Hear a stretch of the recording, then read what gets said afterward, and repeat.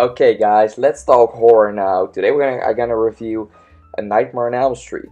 Um, so yeah, everybody knows this guy, Freddy Krueger from The Nightmare on Elm Street. It's just one of the most famous horror films ever made. Um, I'm obsessed with horror. I love the horror genre and really the slasher 80s films. I love those. Um, and actually, I came into the horror genre about a year ago when I was on the Dutch Comic Con. Well, no, it was on the Amsterdam Comic Con, and Robert Englund was there. And I remember, a huge line for all these people who wanted to get his autograph. I did get it. Never got his autograph because then I wasn't really into horror, and I didn't really know a lot about Nightmare on Elm Street because I hadn't seen it. But I heard things of it, and everybody knows, Freddy Krueger with his glove and his striped shirt, the green and red one, and his hat. He's very iconic.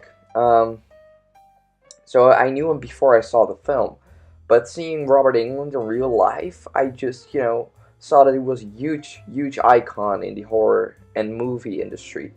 So I was okay. Now I've got to see every Nightmare on Elm Street film. So from A Nightmare on Elm Street, the first one from 1984, till the remake, and I include Freddy vs. Jason. So what I'm going to do, it starts off with this series. I'm gonna review every Nightmare on Elm Street film, including the remake and including the versus film. Um, this is the first part, and after I saw this movie, I loved it, and I've seen every one of them, every movie of them, and I'm gonna review all of them for you.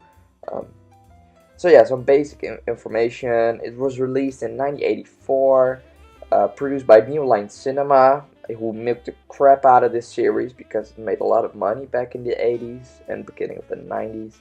The director was Wes Craven, of course, the horror creator, legend, who made many movies like The Hills of Eyes and Scream, which is another horror icon. The cast is Heather Langenkamp, who plays Nancy, Robert Englund, who plays Freddy Krueger, and Johnny Depp, who plays, I forgot his name. He played the boyfriend of Nancy, the main protagonist.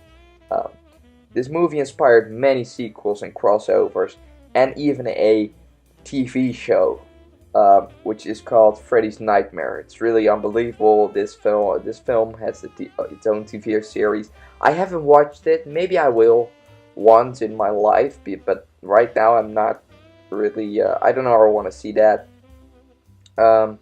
There's a great documentary talking about the making of this film called Never Sleep Again, which is a great 4.5 hour documentary about the making of this film, and many actors from the whole franchise come back to talk about how it was to make this film. So it's very interesting if you're into this film and the other sequels. I would give it a try if I was you. And so this movie was inspired by real events by a girl who didn't want to go to sleep, and that's why Wes Craven was inspired to make a movie out of that.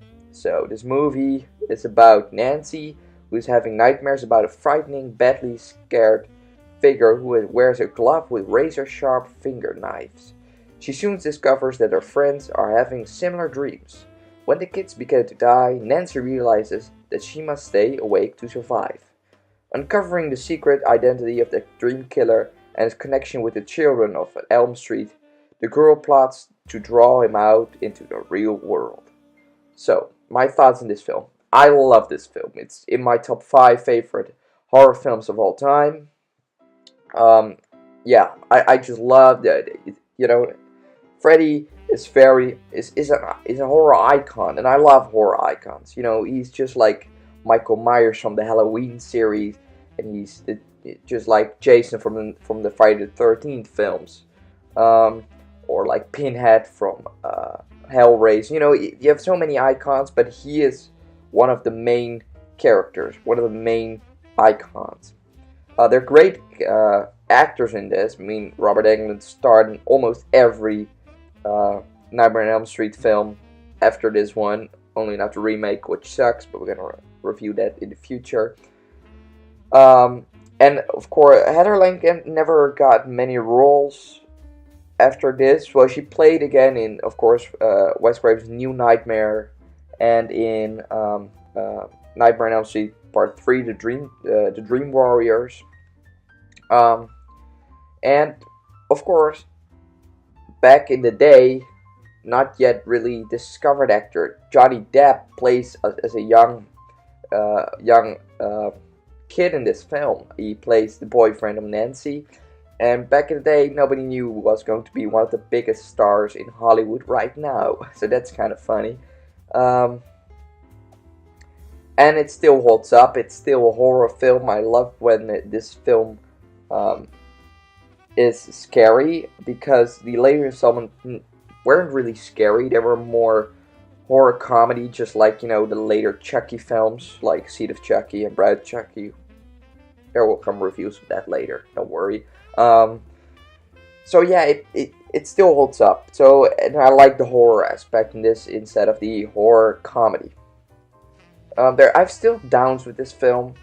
I feel like the end of this film, with Nancy fighting Freddy Krueger, it feels to me like Home Alone.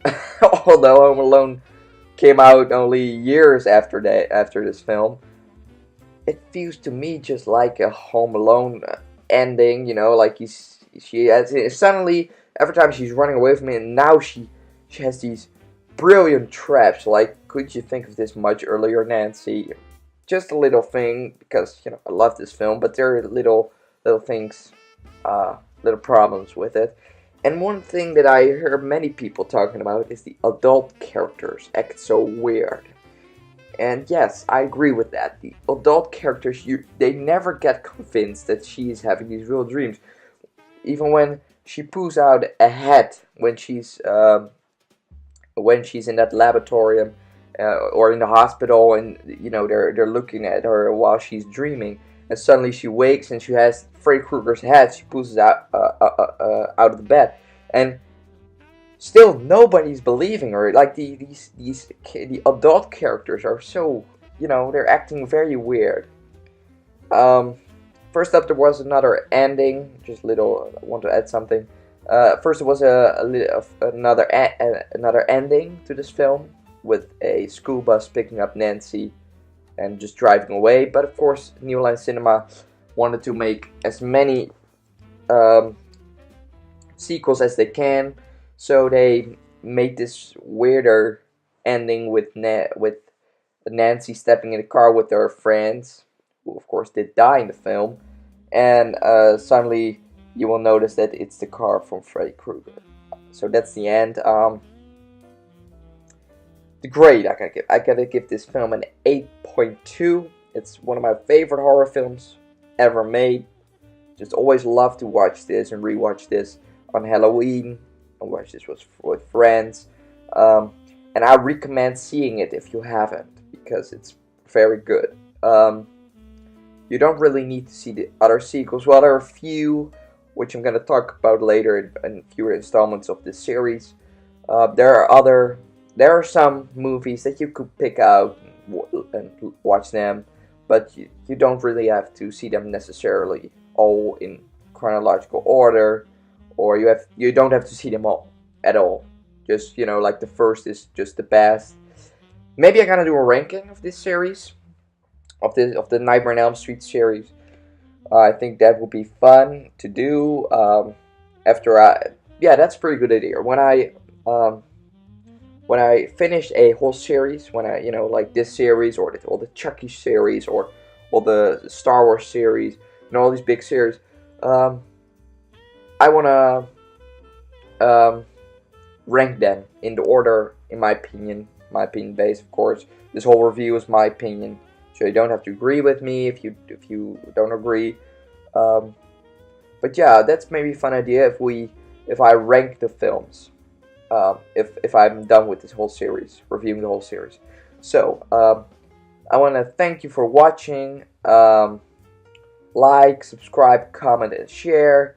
And remember, don't fall asleep.